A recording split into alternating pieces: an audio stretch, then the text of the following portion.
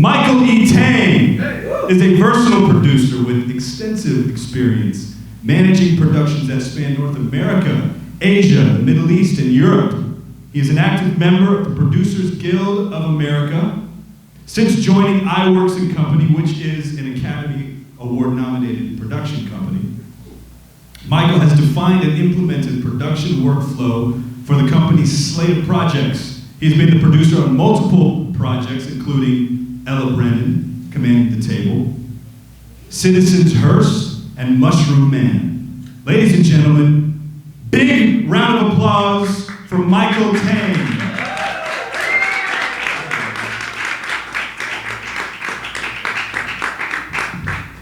Steal this mic, huh? That's all yours. It's all mine.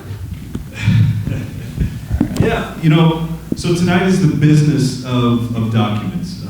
And we're going to talk about the ins and outs of the business a little later. But sure. How is business right now? You know, and documentaries, like I was saying, it's like they're on the map.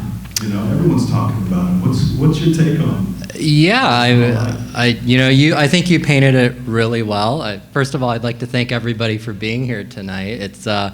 It's very unusual that I can get a crowd together to even talk about documentaries. You know, we're like the stepbrother or the stepsister of the film industry. Is really what it feels like most of the time. But you're absolutely right, Leighton. As of the last 10 years, we've suddenly become the golden child. And people are going to theaters to see documentaries. Netflix, you know, Hulu, Amazon thrive on documentaries now. And you know, there's this new thirst for content and more intelligent content, maybe. I think I don't want to call certain scripted less intelligent, but certainly I think it takes a certain level of interest to even sit down to embark on a journey that is a documentary or a documentary series. So we're in what we call the golden age of documentaries, is how NPR put it. Just at the very beginning of 2019, they would like to think that they coined it, but Variety has been saying this for years, that documentaries are on the rise. They see it at Sundance, for example. Just this past year at Sundance, I'm sure many of you are Netflix users. There was a documentary called Knocked Down, and the title goes on a little bit, but basically, you know, it's a feature-length documentary that profiled 4 candidates who were running for congressional seats in the 2018 elections, and one of these people is Alexandria Ocasio-Cortez, and it's apparently someone paid very good money for it, and somewhere around $10 million for this documentary. And if you're talking about 10 years ago, 100,000 would have been awesome. And so that's just within a span of 10 years, the amount of finances and resources that are being injected into this industry to acquire and to make documentary content has grown tenfold. And it's great for people like me, you know, who work in it, who used to have to, you know, scrimp and starve to try to even put any sort of content together. But now there are actually these amazing companies and studios out there who realize that, you know, America and the world as a whole is really growing academically, educationally, and they really want to observe what's going on in the world in various topics and various subjects. And that's very exciting, because it just means, I feel like as a community, the world community, whatever you want to call it, we're developing more self-awareness. And it's allowing people like me to even find a living. So I'm very thankful for people who even watch docs, you know, and I'm glad that all of you, or most of you, raised your hand. And I know some of you probably have never seen a doc in your life, and there's no shame. You can always start today by clicking on something on Netflix when you get home. Yeah. Yeah, you mentioned something interesting, talking about just the budget for these documentaries. Is it a myth that documentaries are very entrepreneurial in terms of, for instance, Hale County? It's this documentary about I've seen it. A black community, right? Yeah. And it surrounds around this particular community. It's got all types of characters and sure. interesting, you know, storylines, but it's all encapsulated by basketball, right? Street ball. I don't think that there was a huge budget for this. I mean, this was virtually an unknown filmmaker, if I'm remembering correctly. He didn't have an agent or manager or anything like that. That's correct, yeah. What I mean, is that a myth? Are documentaries pretty available to be made without all that stuff? You know, I paint it this way for most people who are unfamiliar with documentaries. Everybody in this room right now has the ability to be a documentary filmmaker. And it is all in this really special thing that's probably sitting in your pocket that's buzzing at you right now. And it has so much technology in it, right? And it's meant to document something. And in many of your cases, it's meant to document your life. Instagram, Facebook, Twitter, you name it, Snapchat. In one way or another, that is a documentary, right? You're self-curating your life to the world. That is one way of looking at documentaries, right? And then there's also, the larger picture, which is, documentaries that play on TV or play in the theater or play on streaming services. That is also documentary. So I guess I'm trying to answer your question. What exactly was like? What are you trying to get at? What are you trying to get at? You answered it better than I asked it. Just that the possibility of making a document. It's very possible. You don't need an agent. You don't need a manager. You don't even need money, virtually, speaking, in a sense. Film, I think, if you're making a movie, it requires a little bit more, right? There's a little bit more involved. Yeah, so from a resource perspective, I think that's what you're asking. Yes, documentaries take a lot less resources. Like I said, you could go on the street right now and something could be happening outside the doors right here on Oxnard Avenue, and you could be documenting that. And if you're able to spin some story out of it and then take it to Sundance and it sells, good for you. But it's true. Most budgets for documentaries, even in this day and age, depending on the subject matter, it can vary greatly, right? A traditional script, you come in and you say, I have 120 pages. It's a 2.5-hour feature. And someone tells you, okay, well, it looks like you need at least $3 million for this to make it look any good. And the reason is because you need to pay at least 35 people on a crew. You have to have a post-production process. You have to take there's props, there's sets, there are minimums for SAG. There's all these elements involved. And you're talking about at minimum, 10 departments on a feature. Even if there are 3 people per department, it's still 10 departments. And when you're going to unscripted, it could be 5 departments and only 1 person in each department, right? And you can still create this beautiful piece with a lot less at your disposal. So the barrier to entry, I think is what you're asking about, is much lower.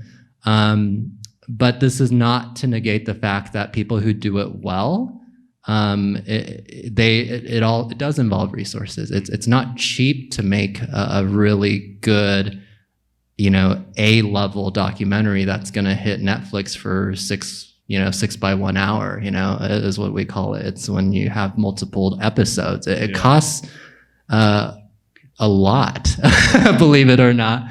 And I guess that's, like you said, we are no longer in the days of public broadcasting being the only funder of major releases. Right. I mean, at one point, you're talking about maybe just 40 years ago when none of us were alive yet, where in order to make a doc, you'd have to go to PBS, the Corporation for Public Broadcasting, and you'd have to say, okay, I need $10,000 to start, and then they'll tell you, okay, go out in the world and find your rich uncle or your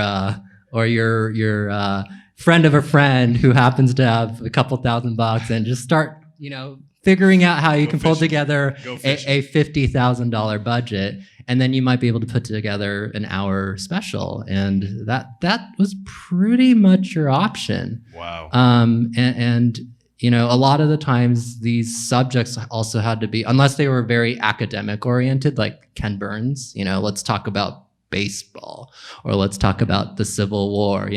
They know they're going to have a market because they're going to sell it to thousands of schools across the country, sell the educational rights. They're going to make their money back right away. But let's say you wanted to make a doc about I don't know, snails in Ventura County. I don't know why you would, but that you could be there's an audience for you that, could be I'm a sure. very big advocate for ecosystems, and you tried to pitch, that, and Right. the Corporation Public Broadcasting would be sitting in Arlington, Virginia, and tell you, it's nice to meet you. And they'd probably be cordial and send you out the door with $0, But now you could make a doc about absolutely whatever fascinates you. I just watched this. I can't remember the name of it.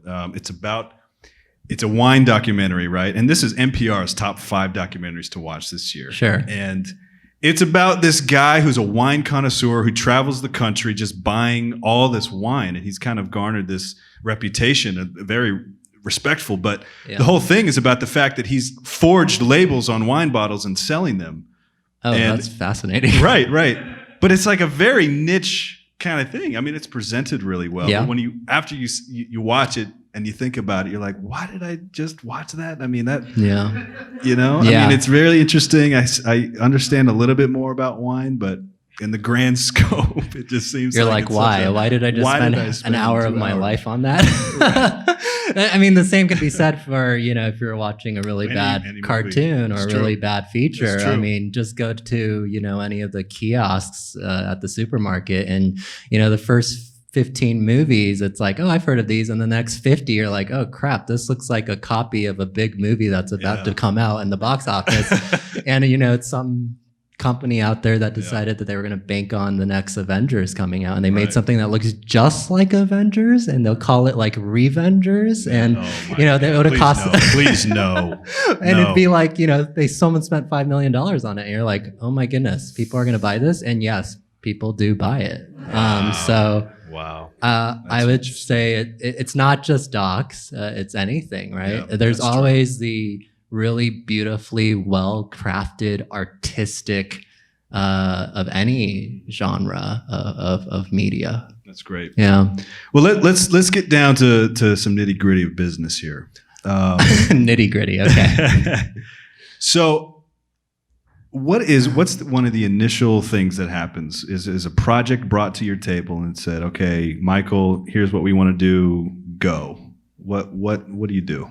So it really depends. I currently am housed in a production company in Santa Monica, and so I have the fortune of being under this grand umbrella. It's a case of whenever you're working for a well-known studio or a well-known production company, people come to you, right? Generally, that's the good fortune for what I do, is that there are ideas brought to the table. There are ideas that we generate, and people tend to listen because I happen to collaborate with, someone who has really good laurels around her name, and it helps when you have, whether it's a Academy Award nomination or an Emmy nomination or a Sundance nomination. It certainly gets you to the table faster. But if you were just coming out of the woodworks and you really didn't have much of that type of foundation, to get a film started is just like starting any other film. It doesn't matter if it's a documentary or a feature. You sort of have to first take a look at what your resources are, right, personally.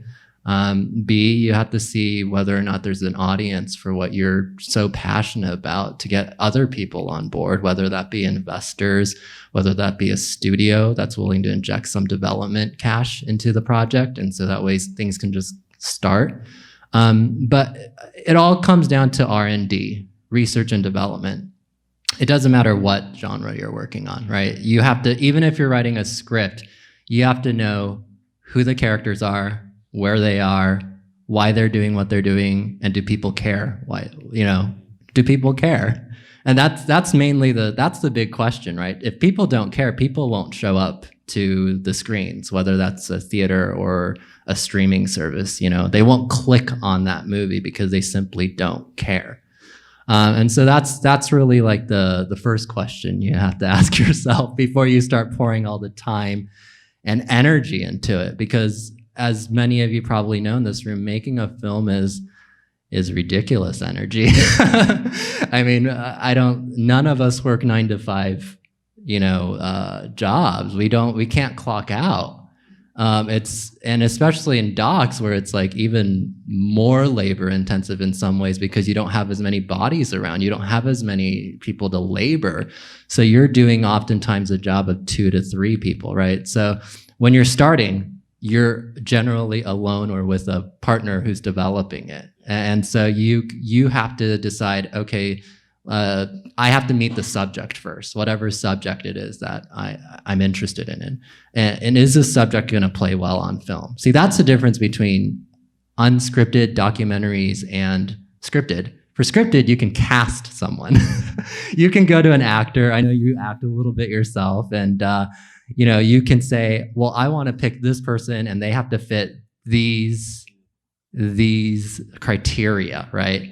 And in unscripted and documentaries, you are going to a subject that you have no clue about. They could be really awkward on camera. Their story might be great, but when you put a camera in front of them, they may freeze up. And you're like, all right, well, that was it. It was great on paper, not so great on video. And we're in a video medium, right? And so R&D, that's part of R&D, right? And then you have to decide if, let's say, the subject is great. Now the question is, what do you do with the subject? Is it going to be a short doc, which is under 40 minutes? Is it going to be a feature length, which is going to be over an hour? Or is it going to be a docuseries? So you have these choices, right? You sort of have to decide based off of the subject what the interest level, how deep dive can you go in there? Like if you're talking about this guy who's selling fake wine to people who don't know about it, it can be, I don't know, it sounded like a feature to me, right? It was like a 90-minute feature. I can't imagine how you would spin that into a docuseries, 6 hours worth of content, because you'd sit there and be like, oh my goodness, I get it. Like, let's get in and out, So it just depends. And short docs and features and docuseries all have a very different type of development process. Short docs, God bless those who try to do it. There's it's very difficult. Oftentimes it has to be a niche topic where you can get some private investor or some major donor or group to back it. Because they know they're never going to make their money back. And then a feature, the subject matter, depending on the subject matter, you could do a little bit of that, get an organization. Let's say you're making a doc on cancer research and you get the American Cancer Society to back you a little bit. And then you get a little bit of some major cancer research drug company to back you. These are just ideas. I don't know if this actually happened, and then you have to figure out the rest of the money. And that money may come from a production company, it may come from a studio, it could come from a private investor, whatever the situation may be. So how do you go about doing that? So I imagine, like you said, that there are multiple avenues from which you can garner these resources. How do you package the story, if you will, and present it? It's the same in all media. It's having a great log line. You want to be able to do your elevator pitch, as we call it, right? You got to be able to sum it up. Otherwise, no one's going to listen. And then, you have to have your one pager just in case they are interested after your log line. It's something easy and accessible, right? You don't want to throw someone a 30-page pitch deck and they just want to read a few paragraphs because you're going to lose interest. Right. And then let's say they like the one pager, then they want to know how serious you are. Is this just did you just spend, a couple of days working on a really beautifully crafted one pager in Photoshop and call it a day? Do you have the rest of it? So then you have to have the fat pitch deck, as we all know. It has to have all your characters outlined. It has to have your synopsis. It has to have what you think the audience is going to be. How are the story arcs going to play out, right? Because it's all about story in what we do. Yeah. And then at the end of the day, they also want to know how you want to distribute it. That's a question that So that's determined from the outset. Of course. I mean, that's a conversation that has to start from the very beginning. And part of the reason why is because if you're talking about animation, for example, an animation producer can say, well, we're just going to throw it on Cartoon Network, and then everybody's like, okay, that sounds good. But when you're coming at someone and you're saying, I'm going to make a doc, and the cop-out answer now is, let's put it on Netflix. Netflix will buy it. But the reality is Netflix can only buy so much. And so they want to know, okay, I get it. You're going to sell it to Netflix. What else is going to happen with this? Like, how else can we make this have as many eyeballs as the millions of subscribers on Netflix? Because you don't know if it's going to sell to Netflix unless Netflix is the studio and they call it a Netflix original, a Netflix original release. And there are few and far between, quite honestly.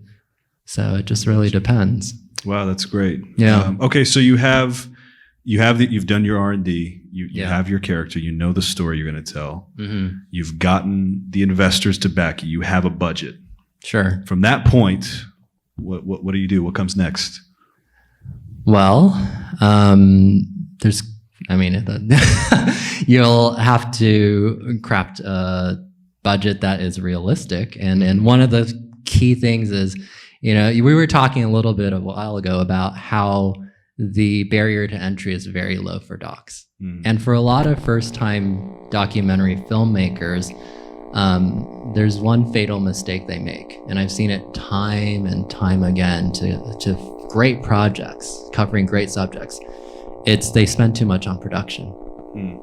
So they spend all their money up front, and they forget that documentaries out of any genre requires more post-production. Like, it is so heavily post-production.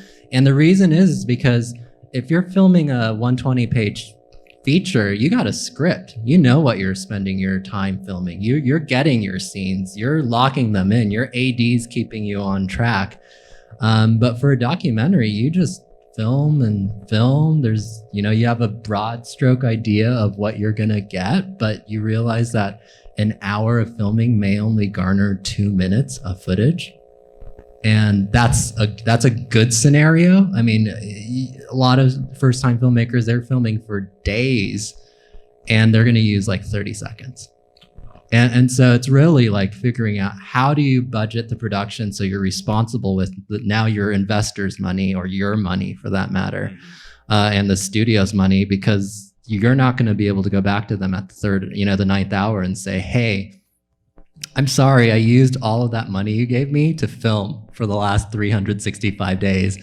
And they're going to stare at you and they'll be like, well, you got to deliver a DCP. Wow. You have to deliver some quick times to us. So we can't do anything with 365 days worth of raw footage. You got to tell us what you're going to do. Like, we need to see something out of it. So is there a certain percentage that you could say to allocate to post-production? It really varies on the subject. I mean, I don't know how many of you guys are familiar with Errol Morris. Errol Morris is... He's done several big docs back in the day and even now, but he does a lot of docs where it's like you sit someone down in front of the camera and he just interviews them for days and days and days.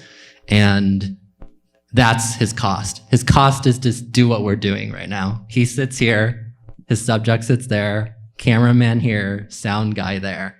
Super cheap, right? Yeah. So like for him, he can film for as many days as he wants. And if he knew how to run the camera too, it could just be him and a sound guy, It's like, and so in that case, it's like the percentage would be so low, the production budget would be nothing. But then he realizes he has to take hundreds of hours of footage. Like, he wouldn't just interview one person, he'd interview 100 people, right? And he has to cobble all that together. So now he's got to pay an editor or an assistant editor to cull through all that material. And so for him, 90% of the budget's going to be in the post-production. But let's say your project is not about sitting someone down and interviewing. It's about going into a space. Let's say you are interested in, I don't know, the NASA space program. And you and a camera team had to go into the NASA space program in Orlando.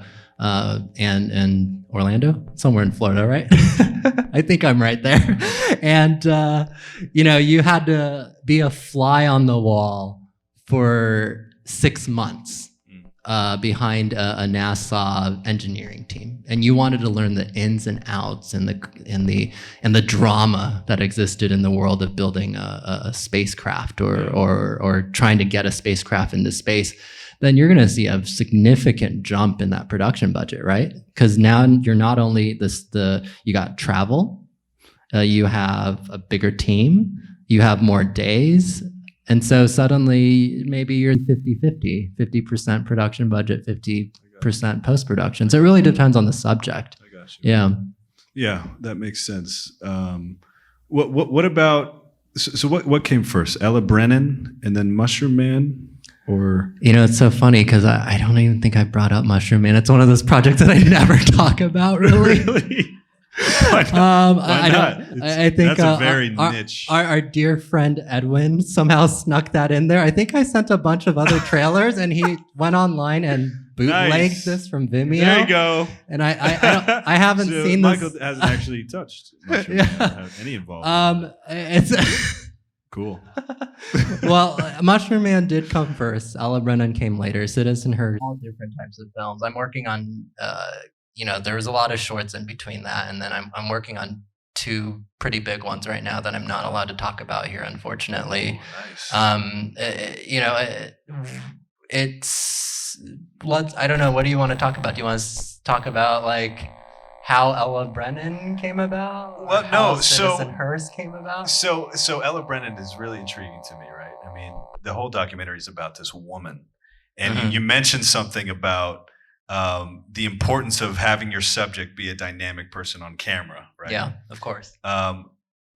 Was it real quick that you were able to see that Ella Brennan was going to be just fine on camera? Because when you watch her, she's incredibly engaging and friendly, and yeah, she's a 92-year-old woman living in Louisiana. Not exactly.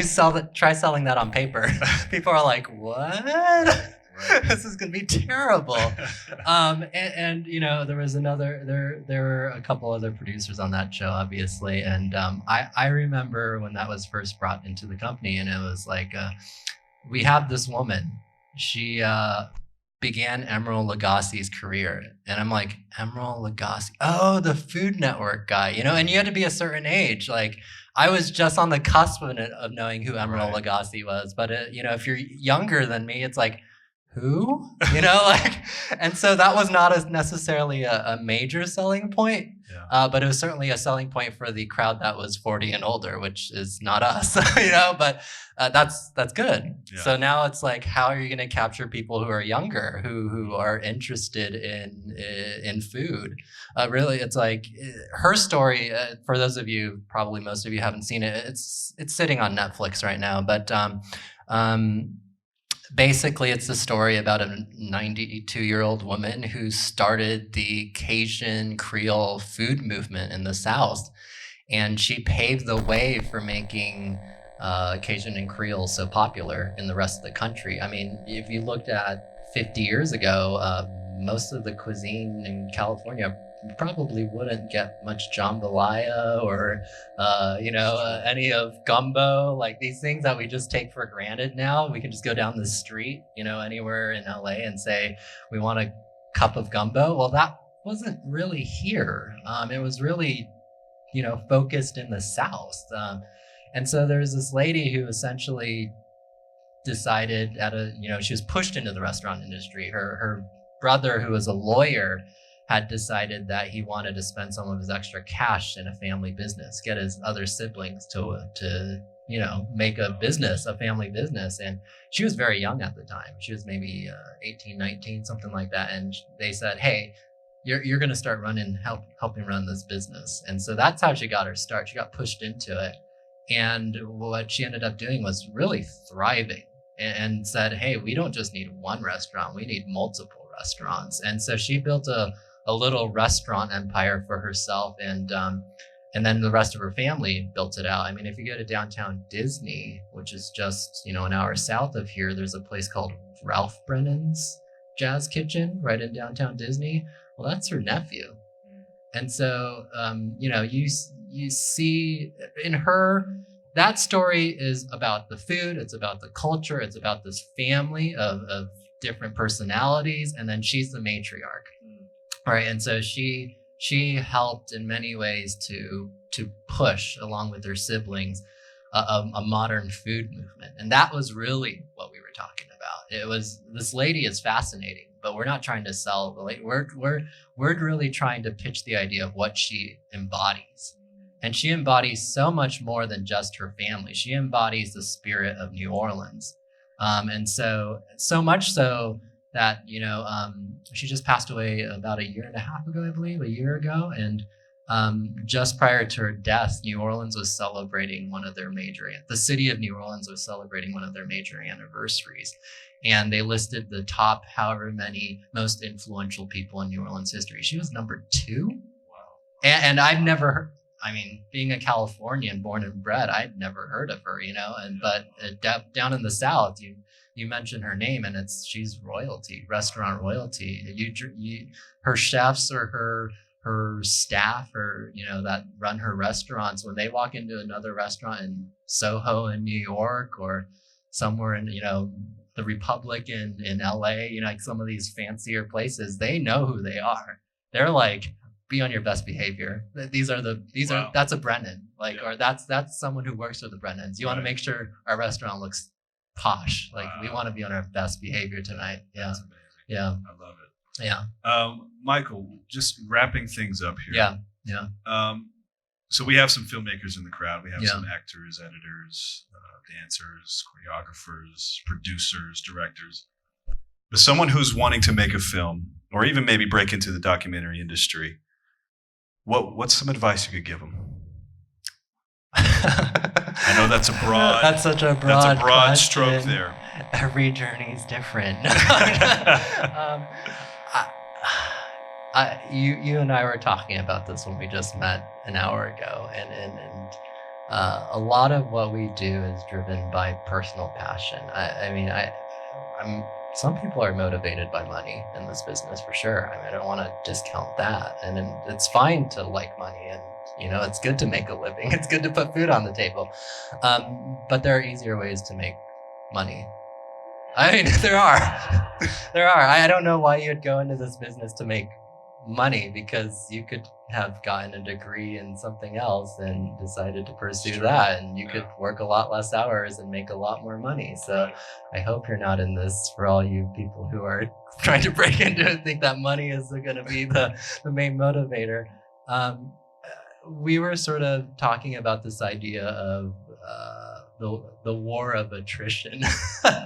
And for those of you who don't know what that means, it's essentially, I'm a big history buff. And so the idea is to outlast everybody else. You sort of just have to, if you stick around long enough, people, and you're actually good at what you do, people start noticing. And a lot of people fall off very quickly. I don't know if you went to film school. I went to film school. And, we graduated as a class of 25 very talented people. Some of them went into video games, became video game producers. Others went into TV. Some went into some other form of entertainment, whether that's a social media company or whatever. And then, there were a handful who went into film and TV and focused on that. And a lot of them just decided after 2 years of pursuing this, it wasn't worth it. And that's okay. Not everybody's meant to do this, but those who stuck around, 5, 6 years down the line, 10 years down the line, seem to be doing pretty well. And I think part of it is because they decided that they were going to sit down and hunker down and try to learn as much as they could, tried to meet as many people as they could. And I don't want to say go out there and meet everybody and their moms in this industry, because I don't know if that's really the smartest idea, but it's being focused. If you want to make animation, for example, or if you should talk to people who make animation. Don't talk to some guy who doesn't make animation or some gal that doesn't do anything in the world of animation. They're not going to be able to mentor you. They're not going to be able to give you any words of wisdom.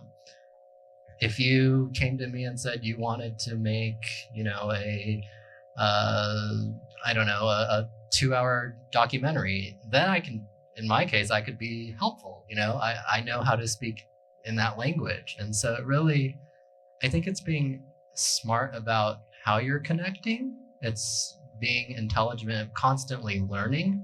I think if you're lazy, like this is going to be a tough industry because it requires so much behind the scenes effort. Like, acting, you're not just seeing what they did in the last 2 hours, on screen. It's like 2 years of training to get to the point where it looks like it's effortless, but it really isn't. None of it's effortless. And so it takes a lot of that grit and that energy and day in and day out. And it comes down to community, I think, too. If you don't have a community, this is going to be really tough. You can't ride this solo. Wow.